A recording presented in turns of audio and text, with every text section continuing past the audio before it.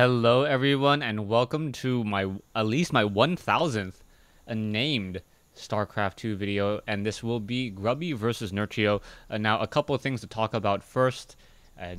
I did plan on doing something or plan on throwing some sort of contest with my 1000th video, but I'm still getting that a little taken care of. So as the details do come up, I will go ahead and announce that, and hopefully it will be something that you guys will enjoy. Also, and for those of you guys who are going to Blizzard or BlizzCon or live in the local area, I will also be attending BarCraft. If you guys haven't seen it yet or haven't read about it up on on Liquipedia or on Team Liquid's website, go ahead and check it out. BarCraft.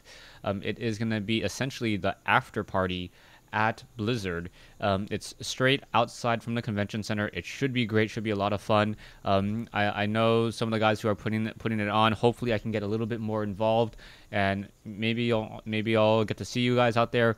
But yeah, it's going to be definitely a lot of fun. So a lot of things to announce coming up, and I hope to see you guys there. And now let's get this game underway. Game 4 in this series is Grubby versus Nerchio. You see Grubby spawning as the green Protoss here at the 2 o'clock position. Meanwhile, Nerchio spawning as the pink Zerg. Zerg versus Protoss on Tall Dream Altar, a map that normally favors Zerg play, but then again, it also allows Protoss to get into a very fast fast 2-base as well. This is going to be the GSL version of the map, so there are currently no rocks here. It is a limited third base. So a limited third base is still very strong and a very nice opening for Zerg players. They can still run up and get that additional hatchery.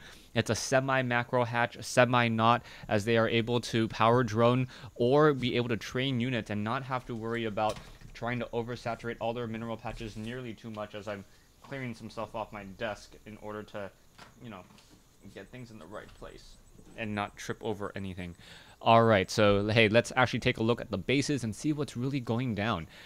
You guys can't listen to my voice the entire time and figure out what's happening. So Grubby's now just continuing the chrono boost. It looks like he may be going for a 15 Nexus, and that is going to be a bit of a problem, as his opponent Nerchio is not going for that early hatchery at all. You can see the probe is back over here, going to try to get some damage onto that drone, and now head over here.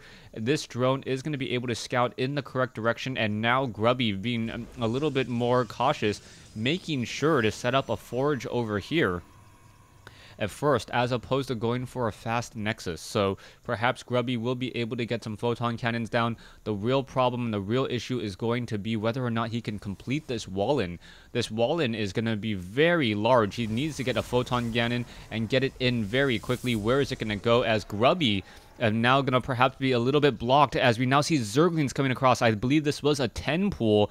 So a very early 10 pull now coming out. A photon cannon being built in the main base, though. So Grubby very smart, knowing exactly what's going down. He's like, you know what?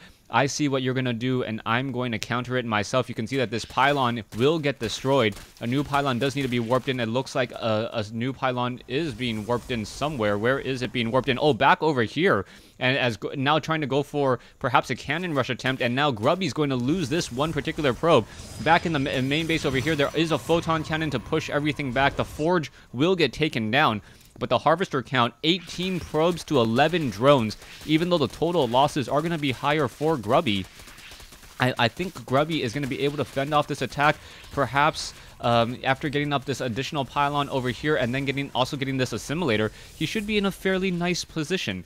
Grubby with one photon cannon gonna fight off this swarm of Zerglings fairly easily, and now Nerchio is going to have to really power drone his way to get back into this game. The Zerglings looking for a place to try to poke their head, try to get some damage, but I don't think it's going to work out, as Grubby really responding very well. The Zerglings really have nowhere to go, as this photon cannon with a range of 7 in such a perfect position. Cybernetics core now being built here. We'll see what Grubby's going to follow this up with. Another pylon now. Another pylon needs to be placed down. Perhaps another photon cannon off over here as well. as the probes are gonna be in a little bit of a dangerous position here. A second assimilator now coming in. Is this cybernetics core protected? I believe so. So 5 early Zerglings and not very much able to be done. The photon cannon, however, not gonna be able to do, as a zealot now makes its way over. The zealot gonna start slashing away at some of those Zerglings, but the Zerglings may be able to get in some damage as well. Are we gonna get another photon cannon? We are now chrono boosting out another stalker, now chrono boosting out warp gate. So a very interesting opening. I wish I paid a little bit more attention off of that 10 pool, but yeah, very interesting opening by Nerchio doing that 10 pool, but Grubby responding very well, getting a pylon back in his base, and then being able to set up this one photon cannon. I'm sure it would have been almost certain death for Grubby if the Zerglings were able to make it inside here. And now we are going into a Stargate. So going into a Stargate, early Stargate off of double gas. This is exactly what I expected.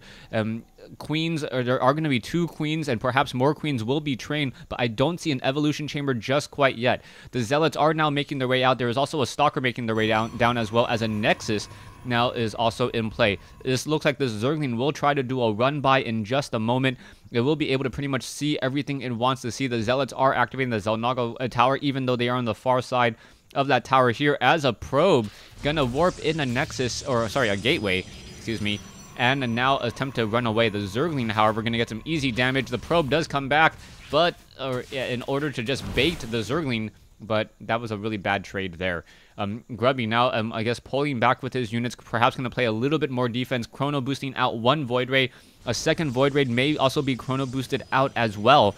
And with 2 chrono boosted Void Rays and perhaps a proxy pylon down here on the low ground, that would be absolutely perfect. Being able to warp in units onto the high ground as well, getting some cover fire from a Void Ray, and I believe that is going to be what the tactic that Grubby is going to go for. And if he can execute this very well, it will work out very, very well. Warp Gate research about to be completed. You can still see the second Void Ray about to be trained. The Void Ray is rallied off to that Void Ray there.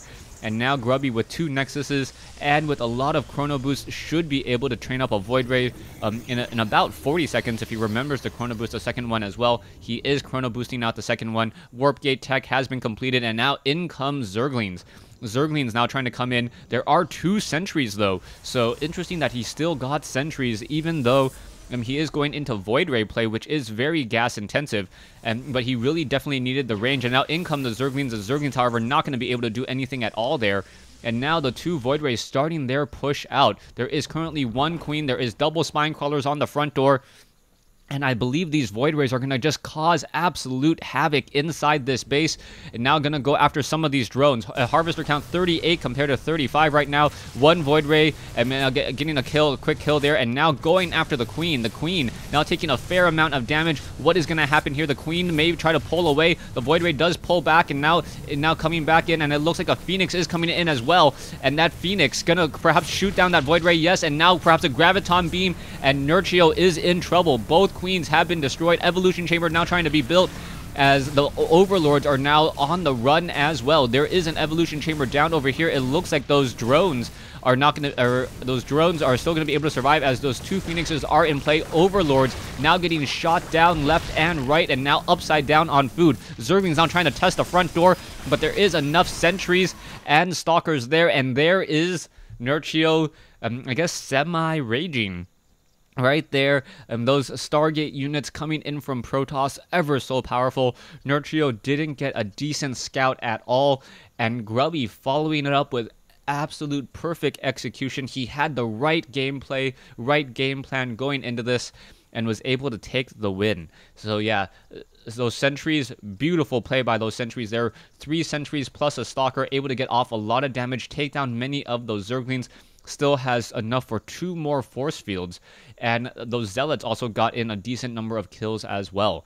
Thanks for watching, thanks for listening. Hope you guys enjoyed game 4 of this series. Stay tuned for game 5.